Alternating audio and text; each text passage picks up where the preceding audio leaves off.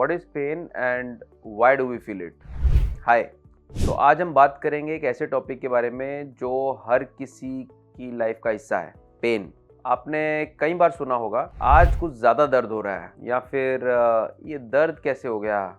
तो चलिए समझते हैं कि पेन होता क्या है और हम क्यों इसे महसूस करते हैं। पेन एक वार्निंग सिग्नल है जो हमारी बॉडी से ब्रेन तक जाता है, जैसे एक अलर्ट सिस्टम हो। जब आपको कहीं चोट लग जाती है या कोई चीज़ हर्ट करती है तो आपकी नर्व से सिग्नल आता है जो ब्रेन्स तक पहुंचता है, और ये एक तरह से बॉडी का मैकेनिज्म है जो हमें ये बताता है कि कुछ गलत हो रहा है। आपने देखा होगा जब कोई दर्द होता है हम अपने आप को नेचुरली उस जगह से दूर कर लेते हैं। जैसे अगर कोई गर्म चीज़ को छू लें तो हम अपने हाथ को तुरंत हटा लेते हैं। ये बॉडी का तरीका है अपने आप को प्रोटेक्ट करने का।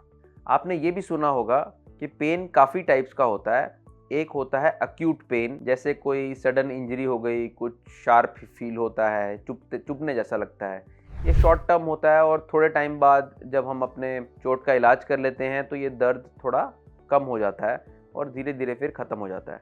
लेकिन दूसरा होता है क्रॉनिक पेन, जो लगातार चलता रहता है, चाहे इंजरी का हीलिंग हो गया हो या नहीं हो गया हो। इस टाइप का पेन आपकी ज़िंदगी को काफ़ी अफेक्ट कर सकता है। अब आपने ये भी सुना होगा कि पेन काफ़ी सब्जेक्टिव होता है, मतलब एक ही दर्द दो अलग अलग लोगों को अलग अलग तरीके से फील हो सकता है। ये डिपेंड करता है कि आपके ब्रेन की प्रोसेसिंग के तरीके पर, आपकी मेंटल स्टेट पे और आपके दर्द को समझने की एबिलिटी पे। कुछ लोग ज़्यादा पेन को भी टॉलरेट कर लेते हैं तो कुछ लोग थोड़ा दर्द भी नहीं झेल पाते। जैसे किसी को दांत दर्द में बहुत दर्द होता है, वैसे किसी और को बस थोड़ा सा डिस्कम्फर्ट महसूस होता है। तो इस तरह से हर व्यक्ति का दर्द दूसरे व्यक्ति से अलग है। आपने नोटिस किया होगा जब हम स्ट्रेस में होते हैं या एंग्जाइटी फील करते हैं तो हमारे दर्द का एक्सपीरियंस भी बदल जाता है। तो स्ट्रेस हार्मोन की वजह से हमारी नर्व्स ज़्यादा सेंसिटिव हो जाती हैं और दर्द को ज़्यादा इंटेंसिफाई कर देती हैं। इसलिए अगर आप इमोशनल हो रहे हो या थोड़ा डिस्टर्ब फील कर रहे हो तो आपका बॉडी पेन का जो रिस्पॉन्स है वह भी अलग हो सकता है। पेन हमेशा बुरा नहीं होता। हाँ, ये अनकंफर्टेबल ज़रूर होता है, लेकिन ये एक ज़रूरी सिग्नल भी है जो हमें बताता है कि कुछ गड़बड़ हो सकती है। अगर पेन ना होता तो हम कभी भी अपने हेल्थ इश्यूज़ को उतना अच्छे से ना समझ पाते। जैसे अगर आपने कुछ ज़्यादा एक्सरसाइज की और दर्द हो रहा है तो ये आपकी मसल्स का वे है बताने का कि उन्होंने भाई काफ़ी काम किया है, अब रेस्ट की ज़रूरत है।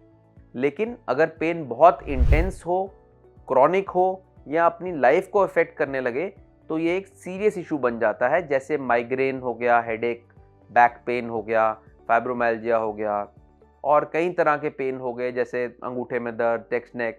इस तरह का जो पेन है वो लंबे समय तक चल सकता है और आपको परेशान कर सकता है। पेन की ट्रीटमेंट के लिए क्या ऑप्शन होते हैं? सबसे तेज और असरदार है मिप्सी प्रोसीजर्स, यानी कि minimally invasive pain and spine interventions.